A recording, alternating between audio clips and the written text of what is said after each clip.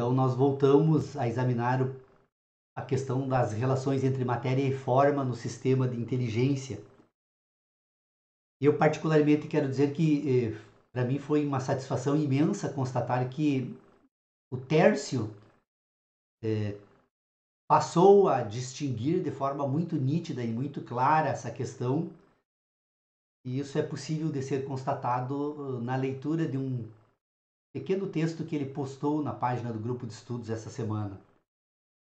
As páginas iniciais, ali onde ele vai distinguir matéria e forma entre os dados da natureza e dados das relações racionais humanas, demonstram que efetivamente ele conseguiu, ou pelo menos vem tratando de forma muito bem organizada essa questão, que é distinguir os dados analíticos dos processos sintéticos no sistema de inteligência. Por que é importante distinguir então isso deste modo, dados analíticos e processos sintéticos?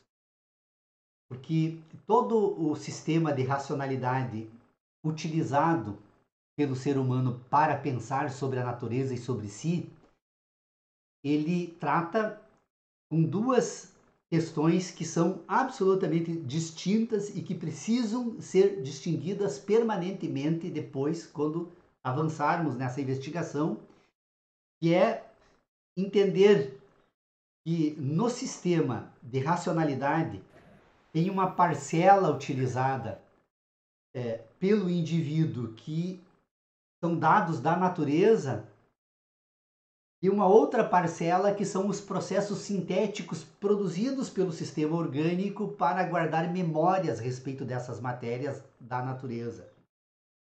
Então, tratar isso como dados analíticos e processos sintéticos nos permite perceber que os dados analíticos são as informações recolhidas a partir do mundo da natureza, do mundo fenomênico.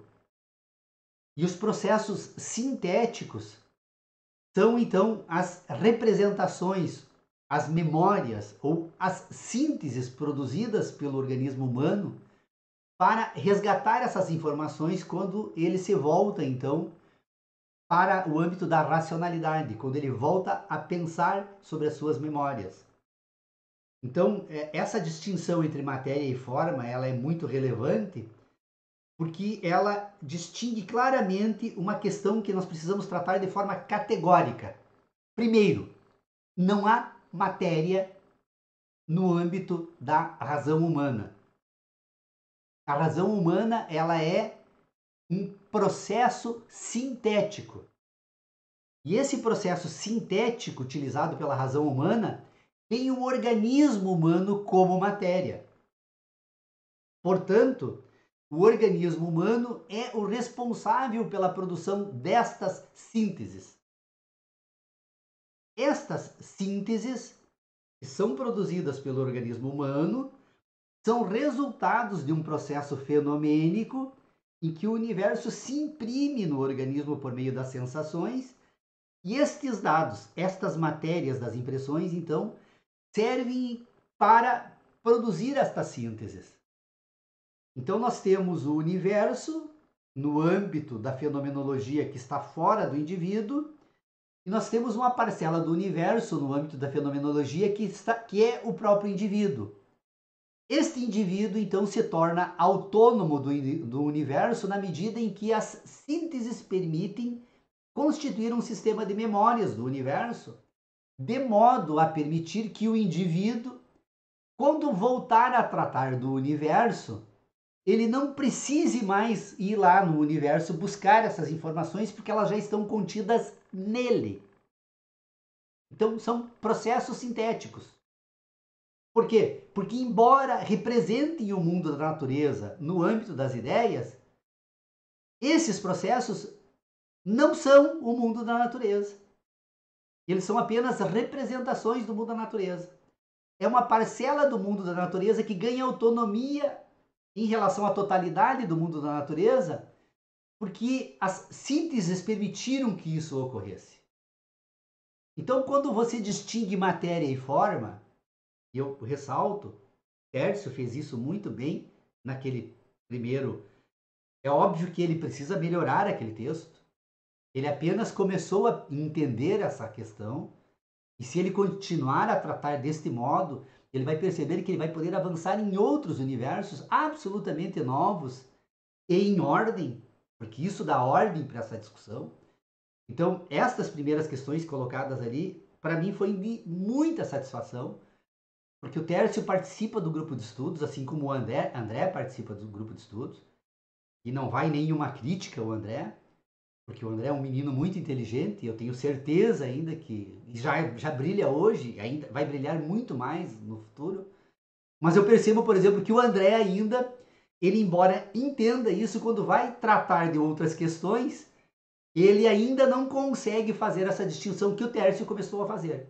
O Tércio, para mim, ali é a carteira de identidade, ou documento de identidade de um filósofo nascendo. E o Tércio tem demonstrado muito interesse. Ele começou com a teoria comunicativa de Habermas, e ele vem estudando com muita intensidade isso, e ele vai ir muito adiante daquilo que foi produzido por Habermas, não tenho a menor dúvida disso, se ele continuar com esse rigor metodológico. Então, essa discussão que nós precisamos por fim aqui no nosso grupo de estudos, porque eu acredito que uma das razões pelas quais o grupo às vezes oscila assim, num imenso interesse de todo mundo, com certo desinteresse, é porque todos nós estamos ansiosos para discutir outras questões. Eu, particularmente, talvez esteja ainda muito mais ansioso do que todos nós. Mas eu percebo que se nós fazermos isso, nós vamos instalar aqui uma torre de Babel. Cada um vai tratar de um tema diferente. E se o nosso objetivo é estabelecer um diálogo, nós precisamos encontrar um ponto de partida comum e tentar avançar todos juntos. Porque do modo que eu percebo no desejo de todos os membros do grupo de estudos, se nós sairmos a avançar, sai um para cada lado. E aí, obviamente que esse distanciamento dos âmbitos dos exames não vai permitir diálogo algum.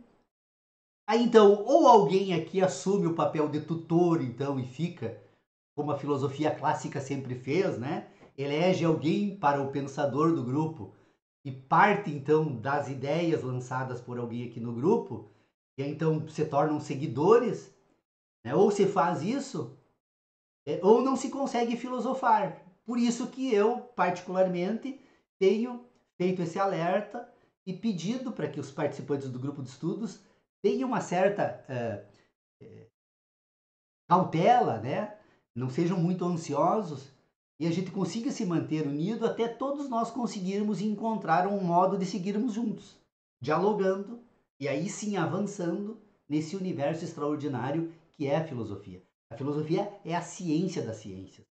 A filosofia tem que perder esse status que ela tem até hoje, que para mim assim foi muito bem revelado quando uma querida amiga que eu convidei para participar das nossas discussões, ela olhou para mim e disse: não, eu gosto de discutir questões mais práticas. Filosofia não me interessa porque ela não trata de questões práticas. Aí eu me dei por conta, mas a filosofia é essencialmente uma questão prática. Aliás, se a filosofia não tivesse essa função, não haveria razão alguma para a filosofia. Iríamos para a poesia, então, para outras áreas do lazer humano, né? Então, é um trabalho que nós estamos realizando aqui. E esse trabalho importa em estabelecermos critérios para seguirmos nossos debates a partir de bases comuns. E olha, qual é a base mais perfeita para essa discussão? É nós conseguirmos encontrar um critério para rompermos com as amarras que foram produzidas pelo processo civilizatório, cultural, ocidental, que nos submeteu a um sistema que não nos permite tratar de certas questões porque elas foram destruídas nesse processo civilizatório, que é a absoluta distinção entre aquilo que os indivíduos sentem por meio das suas sensações, daquilo que depois eles vão pensar sobre isso. Ora, se eu não consigo distinguir o que eu penso daquilo que o universo me informa por meio dos meus sentidos, das minhas sensações, eu estou com um problema muito sério. Que problema é esse? É quase que um estado de loucura permanente de eu não conseguir entender o que ocorre comigo quando eu estou sentindo aquilo que eu percebo da minha existência sensível, daquilo que depois eu vou pensar sobre isso. Isso não ocorre por acaso. É que o ser humano, se nós formos tratar, e nós vamos tratar isso no futuro, nas nossas discussões, o ser humano, ele constitui um conjunto de sistemas que tem por objetivo atender aos apelos que a natureza impõe ao organismo. Que apelo a natureza impõe ao organismo? Primeiro, ela exige que esse organismo sobreviva a todas as intempéries, a todos os processos que ele enfrentar no âmbito da sua existência, ele precisa sobreviver. Então nós somos programados pelo universo enquanto sistemas de inteligência para fazer esse enfrentamento. E esse enfrentamento não é racional. Esse enfrentamento que o organismo faz para sobreviver é um enfrentamento natural. Tanto que eu estou agora com um problema aqui na minha boca, eu tive uma afta aqui na minha boca. Pouco importa eu pensar em cura. O que acontece é um ciclo que o meu organismo cumpre por meio dos anticorpos para enfrentar esse problema que eu tenho e ele vai resolver por conta própria. Então, o meu organismo é um sistema de inteligência natural que age e se comporta naturalmente, independentemente daquilo que eu penso sobre aquilo que ele deva ou não fazer. Embora algumas pessoas imaginem que pronunciando algumas palavras, né, recitando alguns mantras, né, intervenções divinas vão acabar influindo nesses processos. São questões das pessoas. Mas o meu organismo pouco se importa com aquilo que eu vou dizer para ele fazer. Ele vai agir porque ele foi programado pela natureza para isso. Além disso, esse organismo, ele tem um ciclo que ele cumpre. Ele precisa perpetuar-se. Ele precisa então encontrar critérios para projetar-se fora de si mesmo e produzir um organismo novo que ele copia a partir de si mesmo. Então nós temos dois apelos que esse organismo precisa atender da natureza, que faz com que os seres humanos procurem então se comportar nessa natureza de modo a submeter a natureza para que esta submissão atenda então esse princípio básico da reprodução e da sobrevivência.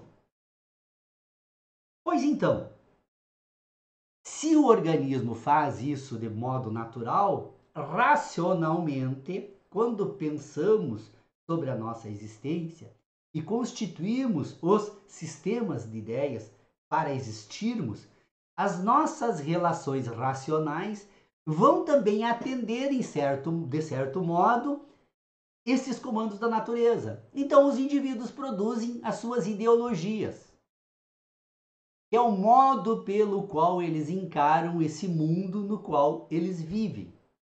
Então, as ideologias são os sistemas de ideias. Esses sistemas de ideias, eles se dividem depois em âmbitos distintos, porque o homem não pensa de forma unificada a respeito de tudo aquilo que envolve a sua existência. Então ele tem um âmbito de ideias que ele vai produzir um sistema moral para tratar das questões familiares, das relações de amizade, das relações, né, daquilo que ele vai pensar a respeito de si, sua família e seus amigos. Então ele produz um âmbito moral. Ele também vai produzir um âmbito de um sistema de ideias que são âmbitos de ideias políticas. Que como ele precisa sobreviver, ele precisa encontrar critério para submeter a todos. A família, os amigos e os demais membros da sociedade. Então ele produz um sistema de ideias que nós poderíamos chamar de ideias que tratam então da política, do modo pelo qual o indivíduo vai agir então para tentar submeter todos os demais indivíduos e, de certo modo, a própria natureza. E entre a moral e a política, ele vai produzir um sistema ético. E são, então, um conjunto de valores ou de mediações entre a sua moralidade e o seu modo político de proceder. Essa mediação entre esses dois âmbitos, ele produz uma ética, que é aquilo que efetivamente ele utiliza, que é o real, né, da sua existência, para agir em relação aos outros, agir em relação à natureza. Então vocês percebam que quando nós saímos então deste exame inicial, que vai tratar então dos dados analíticos e dos processos sintéticos, nós vamos perceber o quê? Que tudo isso que eu tratei aqui agora, da moral, da ética e da política, são processos sintéticos. São modos de ordenação de um sistema de ideias que faz uso das informações produzidas pela matéria dos fenômenos, que é o mundo natural. Então, quando eu vejo uma pessoa, eu estou recebendo matéria do fenômeno, que é informações visuais que são utilizadas pela síntese para ter uma imagem do André Bindé. Quando o André Bindé chega na minha frente, depois que eu o conheci e me tornei seu amigo, eu não preciso que ele se apresente todas as vezes dizendo assim, olha, eu sou o André Bindé, eu sou filho, né, do Pitágoras Bindé, do Péricles Bindé, eu sou neto do Vilmar Bindé, porque quando ele fez isso a primeira vez, e que eu encontrei pela primeira vez, eu criei um conjunto de relações por meio de processos sintéticos, eu produzi um sistema de memórias que eu guardei o nome do avô, o nome do pai, o nome dele e também a imagem dele. Esse conjunto de dados, que são dados relacionais, no meu sistema de inteligência, hoje é a representação do André Bindé, que depois eu agreguei dados novos. Ele fundou o Instituto Bindé, ele é professor, ele mora em Camboriú, está se mudando para Itapema, vai morar em Itapema. Vocês percebam então que tudo isso são formas dos processos sintéticos. Tudo que eu tenho no meu espírito, quando eu penso sobre o mundo, sobre o universo e sobre mim mesmo, não passam de processos sintéticos. Esses processos sintéticos têm origem em dados analíticos. Os dados analíticos foram fornecidos por meio das sensações. Os processos sintéticos foram produzidos pelo sistema de inteligência. Enquanto que um está voltado a tratar das impressões produzidas pelo universo, o outro está voltado a tratar dos processos produzidos pelo sistema de racionalidade, que são aquilo então que eu posso denominar de conjunto de ideias, que estarão na base então do sistema moral, do sistema ético e do sistema político. E dentro desses sistemas ideológicos eu posso, por exemplo, demonstrar a existência das ciências da natureza, que não passa de uma ideologia que o indivíduo produz a respeito da natureza. Mas são processos sintéticos. Tanto que todos esses processos morrem com o indivíduo. Imagina que seria maravilhoso se pudéssemos ter guardado todos esses processos sintéticos de Einstein, de Galileu. Eles morreram com ele. Ficaram os registros em livros a respeito das reflexões que eles fizeram a respeito dessa moralidade do mundo da natureza, que está permanentemente sendo retificada, porque não são dados materiais, elas são buscadas através da matéria. Então eu encerro a minha fala por aqui para dizer para vocês que,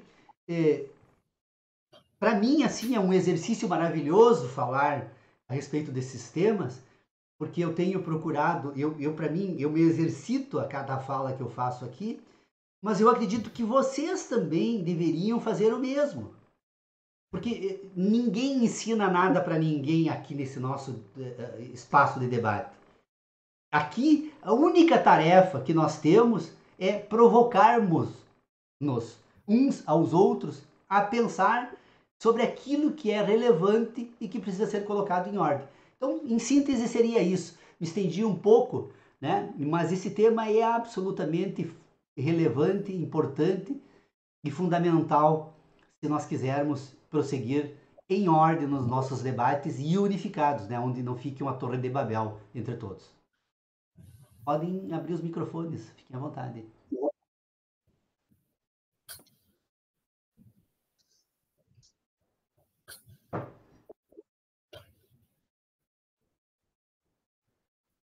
Paulo, aqui eu estava lendo, eu peguei teu texto para ler aqui.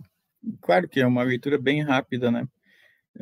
Mas um ponto aqui me chamou a atenção no título, tá? E daí eu colocou um subtítulo como a razão como ordenação de sensações, né? E eu, enfim, enquanto falava, eu estava lendo porque me chamou a atenção esse título.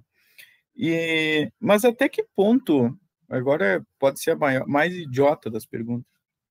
Mas até que ponto a gente consegue efetivamente ordenar as nossas sensações? Porque é uma ordenação falha, na verdade, né? Porque nem a sensação é completa, né? A gente reconhece que ela é incompleta, né? A gente não tem a totalidade de percepção. E daí depois eu vejo que no texto você fala, assim a razão, nesse aspecto, não passa de um sistema de relacionamento entre sínteses, joia, ordenados espacial e temporalmente no âmbito do sistema de memórias do organismo, em representação da realidade natural.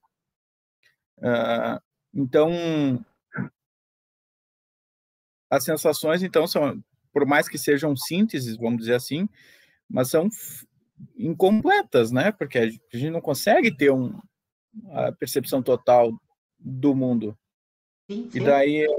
daí essa razão como ordenação, mas é uma ordenação que pode ser falha também, né? Ela, assim, me chamou a atenção o título, no sentido que dá uma intenção que... Quando eu li o título, me chamou a atenção, porque eu disse, olha, quem sabe é uma ordenação perfeita, né? Uma ordenação, por causa da ideia de ordem, me dá a impressão de ser algo perfeito, de ser algo completo, né? Algo nesse sentido. Mas isso não significa, né? Ou eu estou errado, porque eu posso me ordenar de forma caótica, né? Assim, como a cultura faz com a gente, completamente equivocado. Se tu deres uma olhada ali nesse texto, num determinado momento, eu digo o seguinte, que o ser humano é carente de parâmetros analíticos naturais. E aí Sim, entra a distinção entre análise e síntese. Que, sim, é, sim. como nós não temos parâmetros analíticos naturais, nós temos que nos contentar com os dados que nós temos. Portanto, obviamente que a ordenação de sensação ela é sempre incompleta. E essa é a principal razão pela qual os céticos prevaleceram nesse debate sempre. É, Mas isso não nos impede de reconhecer que é a ordenação de sensação. Tanto que o ser humano que nascesse privado de todos os sim, sentidos não, fechou, jamais então, é o que eu... pensaria. Não, é que quando eu li, me chamou a atenção porque eu achei, poxa, quem sabe, o Paulo está querendo colocar que existe uma ordem perfeita no sentido de Não, não, organização. não, não. É a ordem no caos, naquilo que é possível desse caos, É, né? exato, beleza. Tá.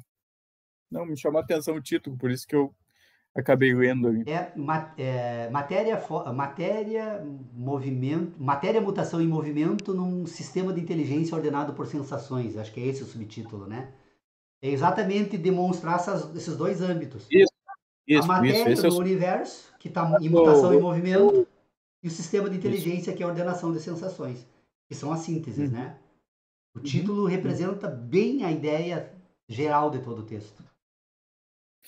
Esse daqui é só um item ali, lá no, acho que Eu, penúltimo item do texto. eu vou tentar finalizar esse texto essa semana. Eu larguei ele por um mês, porque a gente acaba escrevendo e lendo, escrevendo e lendo, escrevendo e lendo. E como eu reuni 4 textos, o meu maior medo é que eu tenha repetido integralmente passagens de um e outro.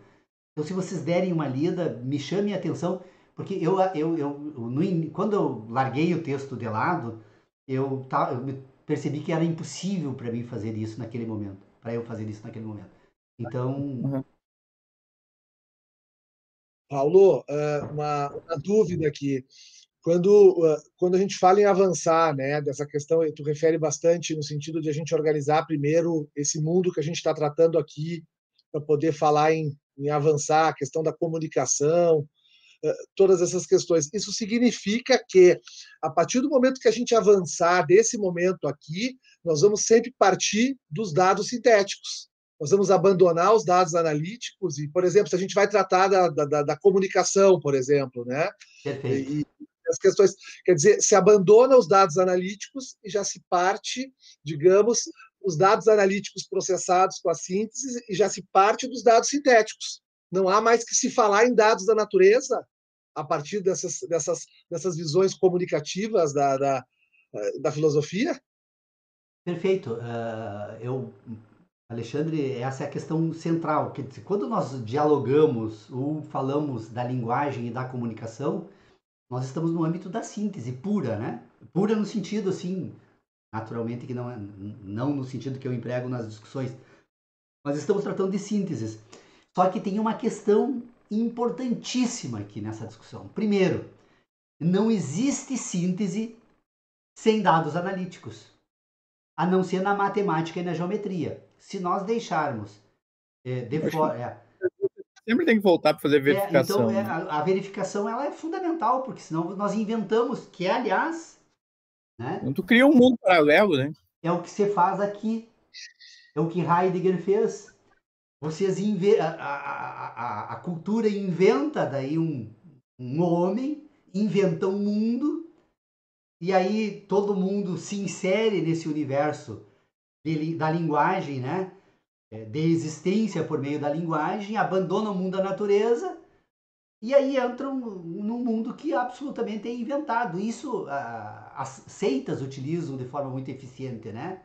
As seitas, as religiões, né? As ideologias totalitárias da política, né? Ou seja, você desconhece o mundo da natureza e se guia unicamente por sistemas ordenados pela linguagem. Então, por isso que nós não podemos abandonar isso. O Alexandre colocou um ponto que é o ponto que nos causa dificuldade nas reuniões, que é justamente a gente vai falando, constrói-se, vamos dizer, uma base. Quando vem uma nova ideia analítica para ser colocada, um novo dado, uma nova informação para ser colocada, se perde, né? Então, é bem o que o Paulo falou lá no início. Esse é o problema. Mas isso não é privilégio da modalidade online, isso no presencial já era, né? A dificuldade é que no presencial era mais fácil de a gente mandar ficar quieto, né? Apesar que aqui é só mutar o microfone. Não há necessidade alguma, não. Mas o risco me parece ser recepcionar os dados sintéticos como analíticos. Aí a gente entra numa bagunça. Né? Eu acho que é esse o receio do Paulo. Né? A gente comece a recepcionar cada um as suas opiniões, que são sínteses, e comece a tratar como verdades da natureza. E aí a gente vai estar trabalhando num plano muito raso. Né? Me parece que é isso, né? Sim. Um exemplo assim, ó, obviamente que eu vou trazer um exemplo assim, raso dos rasos mesmo, né? Que é a questão da fofoca, da mentira, das fake news. As pessoas pegam certos dados analíticos que são verossímeis. Olha, o fulano esteve em tal lugar. O fulano conversou com uma pessoa. E a partir desse dado analítico que é real, verdadeiro, né? Você então agora traz para o âmbito da síntese e introduz outras categorias que estão absolutamente fora desse universo. Ah, o cara esteve lá porque ele tem um relacionamento amoroso, ou porque estava fazendo algo, um trambique, estava se corrompendo.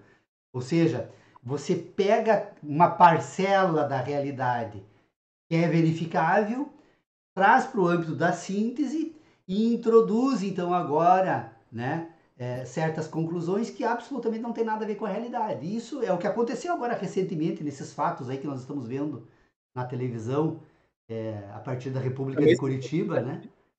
Ou seja, você pega uma parcela de informações e depois produz uma série de outras informações que não são reais e cria uma realidade que convence a todo mundo e que, portanto, elas estão absolutamente fora da realidade. Então, essa é a razão pela qual essa distinção entre dados analíticos e processos sintéticos sempre foi abominado pela política e pelas religiões. E na medida em que você consegue colocar isso em ordem, muita coisa fica sem explicação e as pessoas não aceitam mais as ideias que são propaladas como verdades. E aí entra também, isso é uma outra questão que nós já tratamos nas nossas reuniões e que eu imagino que a gente precise voltar a tratar delas, que é o que nós temos que tomar nos sistemas culturais. Agora, é um ponto de transição, então, entre os dados analíticos e os processos sintéticos, tem um ponto, uma zona que seria difícil até estabelecer exatamente quando tu trata de um e de outro, mas o que nós precisamos tratar quando falamos de verdades, de crenças, de certezas, né?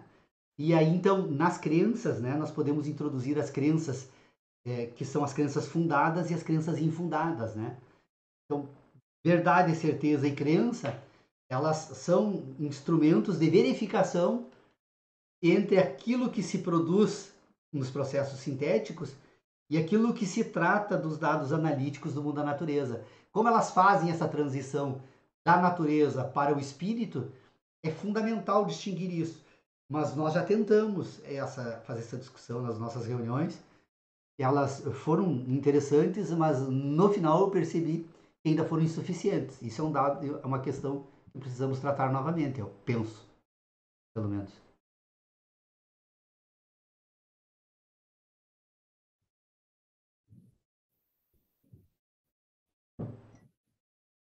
O que eu fico refletindo aqui é se em algum momento na história da humanidade já foi possível essa ordenação, a não ser em ambientes, obviamente, como, sei lá, mosteiros, né, academia. Será que em algum momento, será que é possível essa ordenação? Sim, Por, sim. Estamos fazendo isso aqui agora, neste exato momento. claro, no ambiente acadêmico.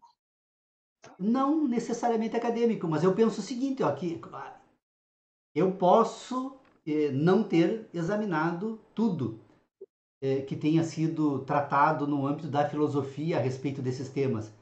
Mas eu sou bem sincero, eu não encontrei absolutamente ninguém que tenha tratado dos temas que nós estamos tratando aqui. É claro que vamos encontrar partes tratadas em alguns autores. Kant, por exemplo, é maravilhoso, é fantástico, mas ele abandonou essa discussão porque o propósito do iluminismo e a missão que foi dada, né, ele era um religioso protestante e alemão, ele estava cumprindo uma tarefa acadêmica, né, na Universidade de Königsberg à época. Ele jamais poderia ir adiante porque simplesmente ele desapareceria como filósofo. A igreja jamais permitiria que ele fosse adiante. Mas a parte que ele fez foi fantástica.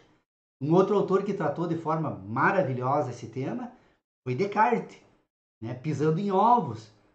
E há 3 anos, né, da obra que ele escreveu, Galileu foi obrigado a se retratar pela Igreja Católica por uma questão muito mais simples que unicamente tratava da questão das relações entre os astros no universo. Imagina o Descartes colocar em dúvida os dogmas religiosos da época. David Hume faz um trabalho maravilhoso, mas o propósito dele também era outro. Então eu não quero exagerar, porque pode parecer pedantismo, mas não é com esse propósito, obviamente, é honesta a afirmação. O que nós estamos tratando aqui, ao que eu li até hoje, jamais foi tratado em lugar algum. E mais ainda, nós enfrentamos dificuldades terríveis. Por exemplo, os amigos que eu tenho, que são acadêmicos, com exceção do Sávio, que é um acadêmico já mais um pouco anarquista, né? O Pitágoras, o tio do André aí, que também vem da área da psicologia, que tem um certo perfil anarquista, e o Tércio, que está se inserindo agora nesse mundo acadêmico, com exceção deles, e em certa medida, né, nós não encontramos ninguém disposto a tratar disso. Eu perdi amigos aqui.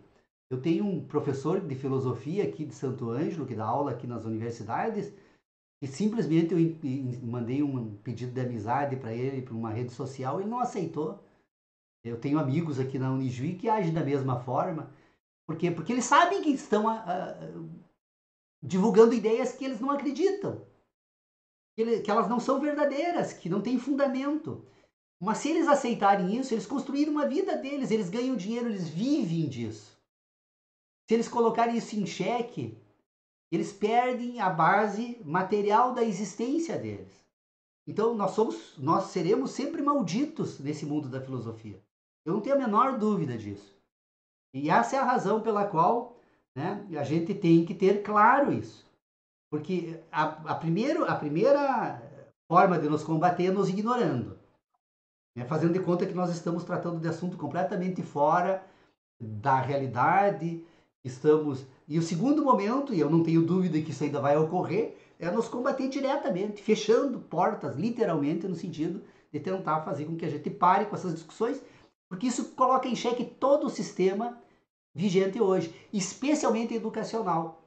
Não existe a possibilidade de mudar ou transformar esse ambiente sem colocar absolutamente por terra todo o sistema educacional. Ele precisa iniciar de bases novas e bases muito melhores, que vão constituir um indivíduo muito mais autônomo, humano, em que seja possível você distinguir imediatamente quando as pessoas são desonestas e quando elas são honestas.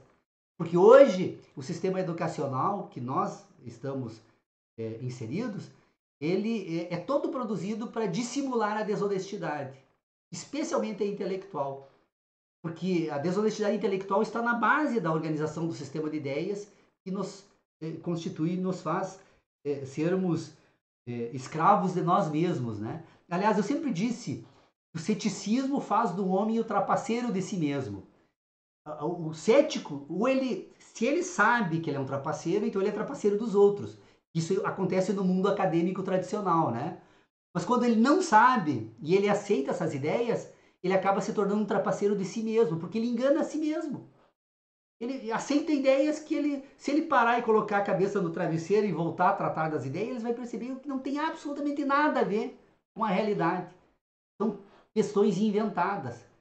Então, essa é uma questão que nós precisamos ter clara nas nossas reuniões. Primeiro, que essa forma de agir do mundo acadêmico de nos ignorar é o modo inicial do combate que eles fazem ao que nós estamos tratando aqui. O segundo momento, quando efetivamente, se a gente conseguir ultrapassar essa barreira do silêncio, né? Quando nós formos para o segundo momento, então eles vão nos combater de forma direta. Porque aceitar as nossas ideias vai obrigá-los a ter que destruir todo mundo que eles construíram.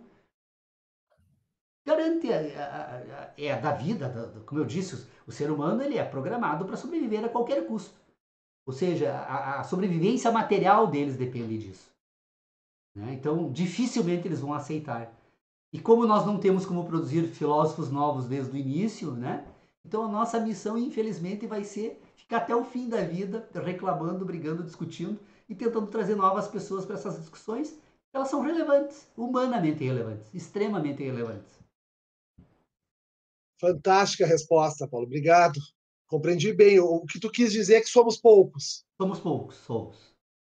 O recado foi bem recebido aqui. Tá ótimo.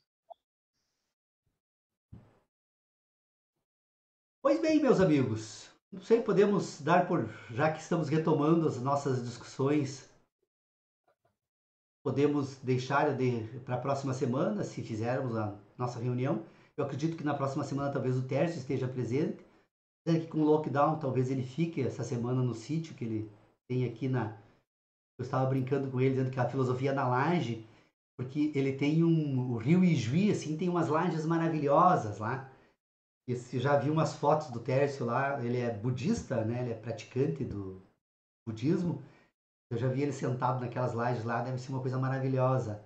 Talvez isso tenha ajudado muito ele nesses trabalhos da filosofia que ele vem fazendo, né?